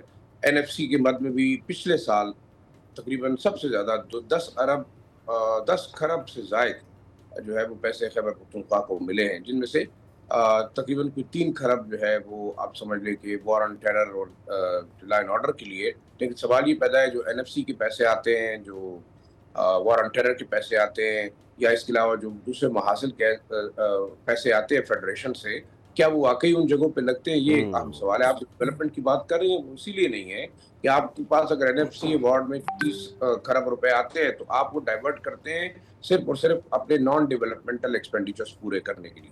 पिछले साल आपकी 592 स्कीमें थी। आप हैरान होंगे फैसल, क्योंकि ये फिगर इतना जुबानी याद करना नहीं, लेकिन वो जुबानी इसलिए याद करने पड़ गए कि ज़रूरत है। उसमें से सिर्फ और सिर्फ आप ये समझ लें कि एक 17% जो है ना वो बजट यूटिलाइज हुआ डेवलपमेंट प्रोग्राम का और 427 अरब रुपए लैप्स हुए। इस दफा आपके पास पहले ही 1500 स्कीमें थी और आपने 1201 मजीद वो स्कीमें डाल दी जो आपने लोगों को कहने पे, MPs को खुश करने में और दूसरे मामला के अंदर तय की। लेकिन सबसे जो आपने सवाल किया कि डेवलपमेंट क्यों नहीं है, डेवलपमेंट इसलिए नहीं है कि कल हमारी असम्बली में बड़े मजे की चीजें पास हुई हैं। वो आपने देखा होगा कि ब्लू पासपोर्ट जो है ना वो मेंबर सूबाई असम्बली को और उनकी बेगम साहबा को भी मिलेगा और वो तहयात होगा।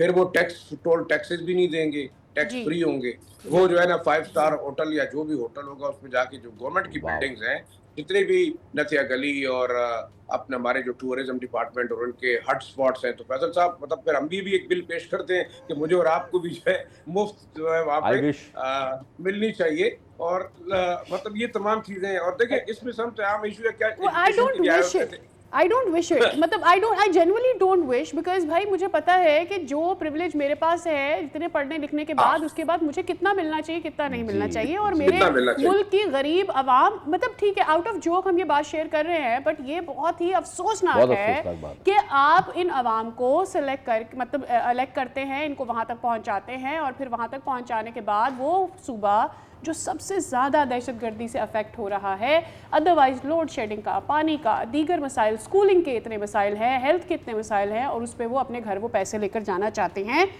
बट द पॉइंट इज़ कि कहाँ गया वो PTI का वो जो था कि जी आवाम के लिए सब कुछ, एवरीथिंग फॉर आम आवाम से लेकर ये सारी चीज़ें अपने घरों में ले जाने वाले जो नारे हैं, ये कैसे तब्दील हो गए मीनवाइल?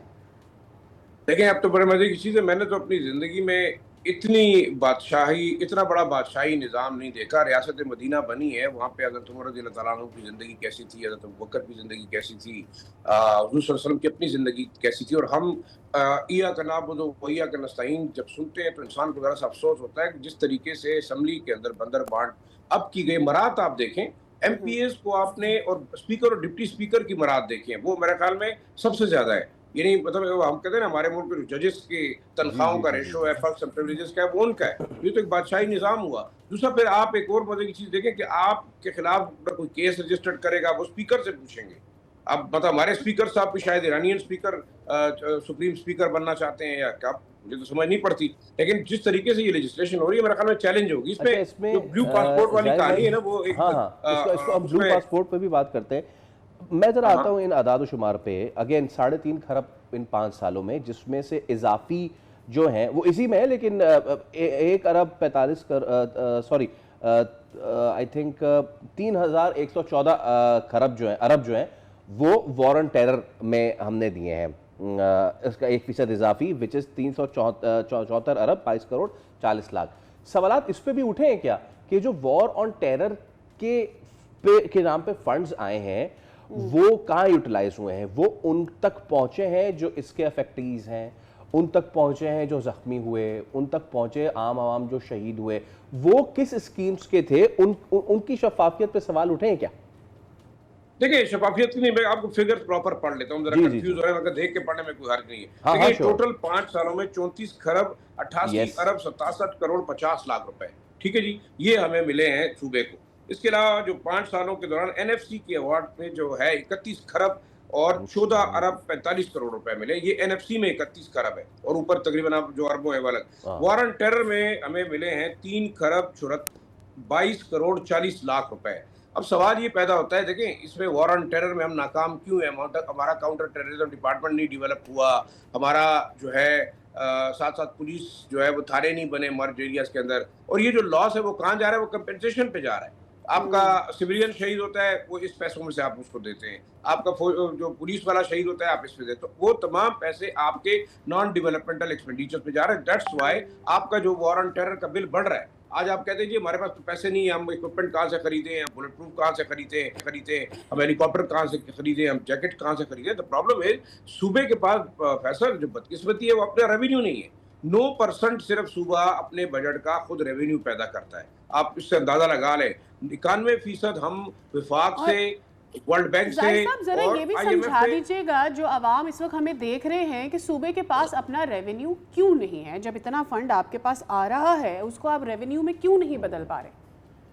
देखिए, सबसे पहली तो प्लानिंग की बात है, पुअर गवर्नेंस है, आप डेडिकेट ही नहीं कर सके। मैंने आपको उस बात कहा था, आपने मेरी बात काटी कि आपके पास 1500 डेवलपमेंट एडीपी की स्कीमें पहले से मौजूद है, जिनमें से 500 को बाहर निकाल दिया गया था कि गैर जरूरी है। इस दफा 1201 मजीद स्कीमें सिर्फ और सिर्फ एमपीए, मिनिस्टर्स, और इवन आप इसमें, मैं समझता हूँ इस जुर्म के अंदर आपकी अपोजिशन भी शामिल है जो सूबे के अंदर बैठी हुई है। दे पास द बिल्स, वो बजट पास करते हैं, वो ये तमाम करारदादें पास करते हैं। ये जो कल जो कुछ हुआ इसके अंदर भी मेरे ख्याल में सारे मफादात अपोजिशन पार्टीज के भी थी। अब आप कह रहे हैं क्यों नहीं होता? उसकी वजह है कि आप डाइवर्शन कर रहे हैं। आपके पास जो वॉर ऑन टेरर का पैसा आता है, आप उसको डाइवर्ट करते हैं किसी और तरफ। आपके पास एनएफसी का पैसा आता है, वो डैम बनाने की बजाय आप जो है खाने पीने के लिए करते हैं। तनख्वाहें कहाँ से आती हैं? आपका जो एक्सपेंसेस है वो कहाँ से आते हैं? जो वीवीआईपीज हैं उनके एक्सपेंसेस कहाँ से आते हैं? आपके जो एमपीएज हैं, मिनिस्टर्स हैं, उनके अखराजात इधर से ही पूरे होते हैं ना। तो अब इसमें एक बड़ी और वो कि सूबा भैया- जो सबसे ज्यादा पुअर हो in terms of the money that has been given to this province, कितनी अफसोस की बात है कि आज हम इन गरीब अवाम का पैसा जो उन पर लगना चाहिए वो अपने घरों में लेकर जा रहे हैं और प्रिविलेज ले रहे हैं। इसकी बहुत शुक्रिया जाहिर साहब, आपने अपना वक्त हमारे साथ शेयर किया। All right, moving on to the next topic. और हमने देखा कि पिछले दिनों लाहौर में बड़ा अफसोसनाक वाक़या पेश आया और एक गैर रजिस्टर्ड स्कूल था, जो अब जब वो गिरा तो फिर उसके पीछे रीज़न ये था कि गैर रजिस्टर्ड है। तो अब उस पर पंजाब हुकूमत ने गैर रजिस्टर्ड निजी स्कूलों और अकाडमीज़ के खिलाफ क्रैकडाउन मजीद तेज़ करने का फैसला किया है। हुकूमत का कहना है कि तलबा की जानों का तहफ़्फ़ुज़ अवलीन तरजीह है, इसीलिए रजिस्ट्रेशन और बिल्डिंग फिटनेस सर्टिफिकेट के बगैर किसी भी तालीमी इदारे को काम करने की इजाज़त नहीं दी जाएगी। एब्सोल्युटली, इस वक्त जो डिटेल्स आ रही है उसके मुताबिक तकरीबन 760 अनरजिस्टर्ड ट्यूशन अकेडमीज़ हैं और इसके अलावा तकरीबन 213 नॉन कंप्लाइंट प्राइवेट स्कूल्स भी हैं जिनके ऊपर एक्शन लिया जा रहा है। अफजाल अब्बासी हमारे कॉरेस्पॉन्डेंट हमारे साथ मौजूद हैं, उनसे जान लेते हैं कि एक्शन कैसा लिया जा रहा है। And at the same fitness की बात करते हैं तो अफजाल, एक तो गुड मॉर्निंग, ये बताइएगा कि जब हम बिल्डिंग फिटनेस की बात करते हैं, ठीक है, हमें बताइएगा कि कितनी प्राइवेट ऐसी अकेडमीज़ है जिनको बंद किया जा रहा है, बट क्या गवर्नमेंट स्कूल फैसिलिटीज़ ऐसी हैं कि वो नहीं गिरेंगी और मजबूत बिल्डिंग्स हैं?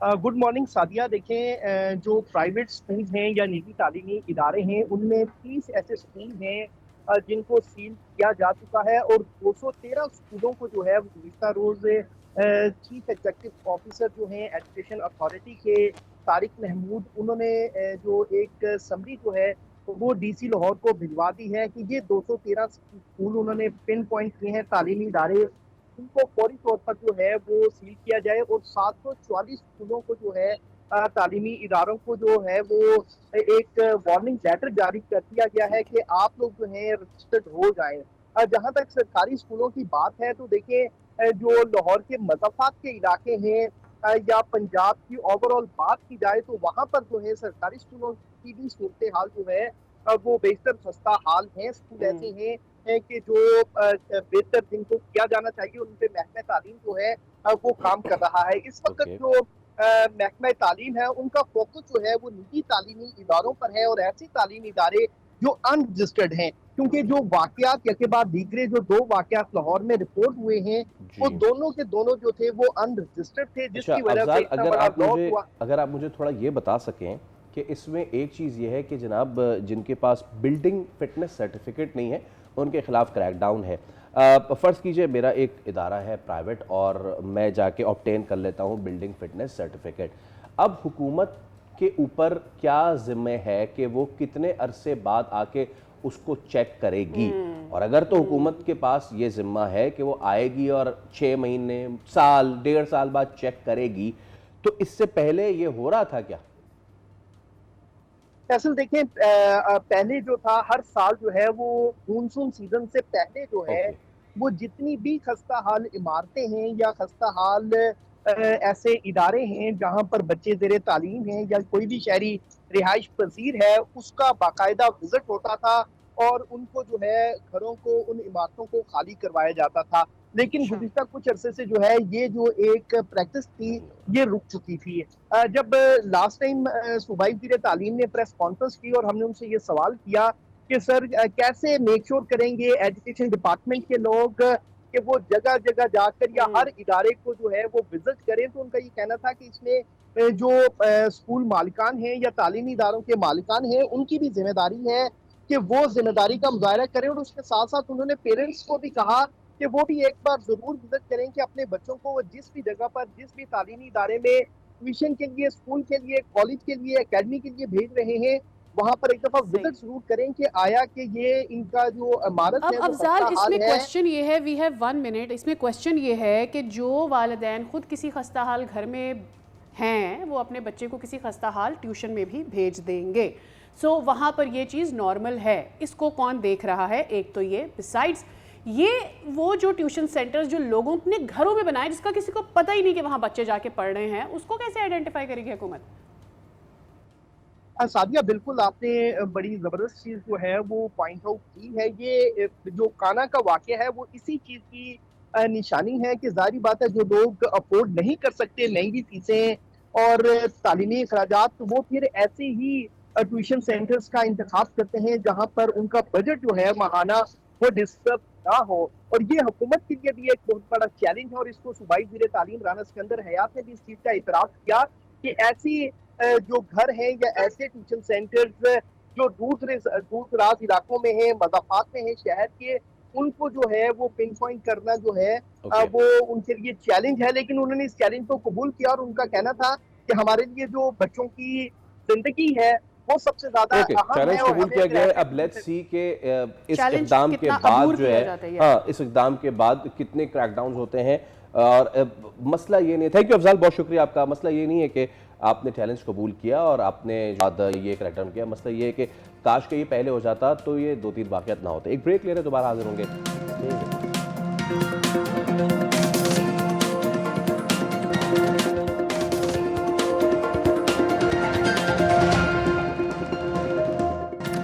Welcome back again. आज सेहत के हवाले से बहुत ही अहम दिन मनाया जा रहा है और मैं ये भी कहना चाहती हूँ कि ये हमारे बॉडी का वो ब्रीदिंग ऑर्गन है जिसको हम सबसे ज़्यादा नज़रअंदाज भी करते हैं। आज दुनिया भर में वर्ल्ड स्किन हेल्थ डे मनाया जा रहा है जिसका मकसद जिल्द की सेहत के बारे में आगाही बढ़ाना और आम अफराद को बरवक्त तशख़ीस और दुरुस्त इलाज की अहमियत से रोशनास कराना भी है। इस साल इस दिन का मौजू बेहतर आगाही, बेहतर जिल्द की सेहत रखा गया है, जिसके तहत ये पैगाम दिया जा रहा है कि दुरुस्त मालूमात ही जल्दी बीमारियों से मुताल्लिक़ गलत फहमियों और ताख़ीर से इलाज जैसे मसाइल पर काबू पाने का मौसर चेहरा है। एंड एब्सोल्युटली लव इट, क्योंकि आजकल हम देखते हैं कि हम कुछ भी, कोई भी इंस्टाग्राम पे रील देख लेते हैं और उसके बाद वो हम अपनी स्किन पर अप्लाई करना शुरू कर देते हैं विदाउट नोइंग कि हमारे स्किन टाइप वो है या नहीं। एंड देन कोशिश करेंगे अपने गेस्ट डॉक्टर शम्स जो कि माहिर अमराद जिल्द हैं उनसे ये बात करने की कि हम स्किन को एस्थेटिक वे ऑफ हेल्थ में ले जाते हैं, बट ऐसी बहुत सारी बीमारियां हैं जो कि अगर हो खुदा ना खास्ता आपको हो जाए तो आपका जीना दूभर हो जाता है, जिसमें ड्राई एक्जेमा है, सोराइसिस है। तो डॉक्टर सैयद बिलाल शम्स हमारे साथ मौजूद है। डॉक्टर साहब अस्सलाम वालेकुम, गुड मॉर्निंग सर, और बहुत शुक्रिया आपके वक्त के लिए डॉक्टर साहब। तो डॉक्टर बिलाल मुझे बताएं कि हमने अपनी स्किन को सिर्फ एस्थेटिक सेंस में ही हेल्दी रखना समझ लिया है, लेकिन स्किन की हेल्थ इससे बहुत ज़्यादा आगे है। Please elaborate. जी हाँ, आपने बहुत अच्छा एक इनिशियल स्टेटमेंट दिया कि स्किन जो है ना वो आपकी बॉडी का वो ऑर्गन है, आप यूं के लिए ब्रीदिंग ऑर्गन है, या आपकी आइडेंटिटी समझ लें। खुद से स्किन के ऊपर टोटके अप्लाई करना, चीज़ें पढ़ के या देख के खुद को यूज़ करना, आजमाना, ये मुनासिब नहीं है। हर स्किन डिफरेंट होता है, कुछ स्किन जो है ना तो कुछ लोगों के कंसर्न्स भी डिफरेंट होते हैं। तो जो आपका स्किन केयर रूटीन है, जो आपकी इश्यूज हैं स्किन रिलेटेड, वो आपका एक डर्मेटोलॉजिस्ट ही आपको बेहतर गाइड कर सकता है या एडवाइस कर सकता है। इवन अगर आपका स्किन हेल्दी भी है और आपको कोई डिजीज नहीं है और आप चाह रहे हैं कि स्किन अच्छा रहे, बेहतर रहे, तो अपने जो डर्मेटोलॉजिस्ट हैं उसकी सर्विसेज ज़रूर लिया करें। और आप बेशक कुछ महीनों में एक दिन निकाल लेके ना उनके पास तशरीफ ले जाएं, तो वो सारा जो रूटीन है आपका वो सेट कर देगा। और यही मेरा एडवाइस है। ऑल राइट, चल एक बहुत ही बेसिक सी बात की जाती है। बचपन से हमारे वालिदैन जब हम ग्रो अप कर रहे थे हमें ये कहा करते थे कि भाई अगर तुम्हारा मैदा साफ़ है, सही है, तो तुम्हारी स्किन भी सही रहेगी। अब आकर ये बात की जाती है कि जी आपकी गट हेल्थ आपकी स्किन के ऊपर बहुत हद तक अफेक्ट कर रही होती है कि आप जो खा रहे हैं, आप जिस तरह का वो किस तरह से आपकी स्किन को अफेक्ट कर सकते हैं। माई क्वेश्चन इज़ कि एक तो ये बता दीजिएगा कि ये बात कितनी सही है, और अगर सही है तो भाई मेरी गट हेल्थ कितनी, क्या करूं मैं अपनी गट हेल्थ को सही करने के लिए। बिसाइड्स एक तो ये भी बता दीजिएगा कि कितनी बीमारियां स्किन की ऐसी हैं जो हम इनहेरिट भी करते हैं और हमें नहीं पता होता, कि हमें इसका भी ध्यान रखना है कि ये हमारी फैमिली से हेरिडिटरी स्किन प्रॉब्लम्स चलते आ रहे हैं। जी, आपके दो सवाल हैं, एक आपकी गट रिलेटेड जो स्किन इश्यूज हैं, दूसरा आपका genetics related skin. As far as gut is concerned, हम जो मेरा एक्सपीरियंस है क्लिनिकल प्रैक्टिस में, जब हम कुछ ऐसे कंडीशंस है जिसमें हम मरीज को हम परहेज का बताते हैं खुराक में जब जरूरत होती है। मसलन आप मिसाल लें कि एक पेशेंट डायबिटिक है, शुगर है उसको, और वो जो है ना अपने में उन चीज़ों का कर रहा है जिससे शुगर बढ़ रही है, और वो हमारे या तो फिर infections related skin bacterial infections हो गए या फिर फंगल इन्फेक्शंस हो गए, तो हम उनको कहते हैं कि अपना ग्लाइसेमिक कंट्रोल या शुगर को कंट्रोल रखेंगे तो ये बाकी इश्यूज भी कम होते जाएंगे। इसी तरह कुछ मिथ्स भी हैं। मिसाल के तौर पे मैं आपको बता दूं कि एक्नी का इशू पहले किताबों में बहुत पहले लिखा होता था कि आपके जो ऑयली चीजें हैं, आपकी जो स्पाइसी फूड्स हैं, उससे एक्नी का फ्लेयर अप हो सकता है। अब हमारी किताब कहती है कि ऐसा कोई ताल्लुक नहीं है। कभी कभार तो ये देखने में आता है कि जिस बंदे को खुराक में परहेज नहीं करना होता वो परहेजों पे लग चुका होता है। मसलन किसी को कोई परहेज रिलेटेड कोई विटामिन डेफिशिएंसीज हैं, जो स्किन रैश अपेयर होते हैं, उन कंडीशन में जिंक डिफिशिएंसी में स्किन रैश अपेयर होता है, और भी ऐसे कंडीशंस हैं जिसमें आपको मसला ही इस बात से है कि आप खुराक सही नहीं ले रहे, तो उसकी वजह से आपको विटामिन डेफिशिएंसीज हो रही हैं। तो उस कंडीशंस में हम एडवाइस करते हैं कि काइंडली कुछ चीजें लें। मिसाल के तौर पे खून की कमी है, फौलाद की कमी है, आयरन की कमी है, जिसमें अमूमन खवातीन, बच्चियां वो गोश्त सही नहीं लेती, वो ये ग्रीन लीफी वेजिटेबल्स नहीं लेती, जिसकी वजह से उनको खून की कमी हो जाती है। खून की कमी के साथ साथ वो चेंजेस उनके नेल्स में नजर आना शुरू हो जाते हैं, नाखून टेढ़े हो जाते हैं, बाल झड़ने लगते हैं, स्किन बिल्कुल पेल सा होता है। तो अमूमन हमारा कंसर्न पेशेंट के लिए अपोजिट होता है, यानी कि वो कह रहे हैं कि डॉक्टर साहब हमने परहेज भी किया फिर भी ये हुआ, हमने परहेज भी किया। हालांकि उनको परहेज नहीं करना होता, उनको एक हेल्दी और बैलेंस डाइट लेनी होती है। एंड बाय द टाइम वो शादी करती हैं, व्हेन दे डिलीवर किड्स, तो वो कमियां और बढ़ जाती हैं और वो साइंस जो है वो दिखना शुरू हो जाते हैं। आई एम श्योर यही होता है खातून के साथ ज़्यादातर। ये बताइएगा डॉक्टर साहब कि ये जो आजकल एक रुझान बढ़ा है, everybody wants to look beautiful, we are getting Botox done, we are getting implants done, we are using tattooing for our eyebrows and there is a lot more जो हम अपनी skins के साथ कर रहे हैं। इसका कितना अफेक्ट हो रहा है? लोगों को स्किन कैंसर्स हो रहे हैं, दीगर तरीके के प्रॉब्लम्स हो रहे हैं। क्या इस सब करवाने से आपकी स्किन पर असरात होते हैं? लॉन्ग टर्म डिजीजेस आती हैं स्किन की?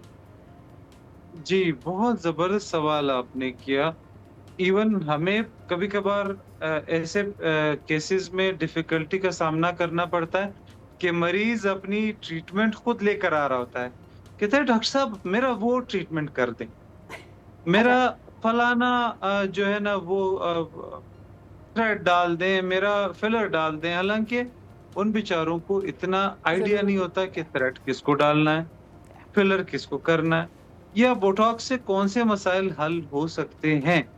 तो अगेन मेरा ये एडवाइस होगा कि अपने आप को खुद से चीज़ें, अच्छा मैंने ऐसे भी देखा है कि मेरे पास एक पेशेंट आई थी, वो समझती थी कि जो फिलर्स हैं वो खुद से कोई फिलर बना लेगी और अपने आप को इंजेक्ट कर लेगी। तो अनफॉर्चुनेटली उसने जो भयानक एक्सपीरियंस किया था, उसने जाके गाय की चर्बी लेके पिघला के और स्किन के अंदर डाल ली।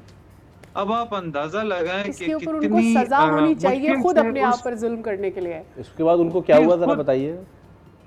जी, खुद से उसने ये हरकत कर डाली, फिर उसका हस्बैंड लेकर आया हमारे पास। तो मैंने कहा बीबी ऐसे थोड़ी होता है कि आपका स्किन जो है ना कोई भी फॉरेन एजेंट एक्सेप्ट कर लेगा। तो उसको इन्फेक्शन हो गया था, उसको नोड्यूल्स बन गए थे, उसको ग्रेनुलोमास हो गए थे। बड़ी मुश्किल से हमने उसको एड्रेस किया है। तो ये खुद को खूबसूरत करने के लिए खुद से चीजें लगाना, मिसाल के तौर पे आपका स्किन एक्नी प्रोन स्किन है और आप इतनी चीजें उस पर थोप रहे हैं कि उसके मसाम और बंद कर रहे हैं, उससे एक्नी का और फ्लेयर अप हो रहा है। डॉक्टर बिलाल एब्सोल्युटली वक्त की कमी है, बट जो आपने वाकया बताया, थैंक यू सो मच बताने के लिए भी और शो में तशरीफ लाने के लिए भी। आप ज़रूर अपनी जिल्द का ख्याल रखिए, लेकिन कम वक्त में खूबसूरत बनने के लिए गाय की चर्बी पिघला के इंजेक्शन में डाल के ये ना करें, खुदा का साइंस लैब ना बनाएं। हाँ, और आज गाय की चर्बी आगे पता नहीं क्या कर रहे होंगे। खैर, इससे पहले कि अपने शो का अख्ताम करें, बहुत ही ज़रूरी बात और बहुत ही अहम दिन है। मकबूजा कश्मीर की जद्दोजहद आज़ादी की एक नुमाया अलामत समझे जाने वाले बुरहान मुजफ्फर वानी की शहादत को आज 10 बरस मुकम्मल हो गए। कश्मीरी अवाम आज भी उन्हें मज़ाहमत की एक अहम अलामत के तौर पर याद करते हैं, जबकि उनकी शहादत के बाद वादी में एहतजाज और तहरीक आज़ादी को एक नई जहत मिली है। बुरहान मंजर वानी ने अक्टूबर 2010 में सिर्फ 15 साल की उम्र में भारतीय कब्जे के खिलाफ जद्दोजहद आज़ादी का आगाज़ किया। उन्होंने नौजवान नस्ल तक अपना पैगाम पहुँचाने के लिए सोशल मीडिया को मौसर अंदाज में इस्तेमाल किया और उनकी शुरू की गई तहरीक और उसको जारी रखी हुई उस तहरीक को आज भी फॉलो किया जा रहा है। लाखों जो कश्मीरी है वो आज भी अपनी आज़ादी की जंग लड़ रहे हैं। वेल विद दैट अब आपसे लेंगे इजाज़त, आपसे मुलाकात होगी कल। अपना ख्याल, अल्लाह हाफ़िज़।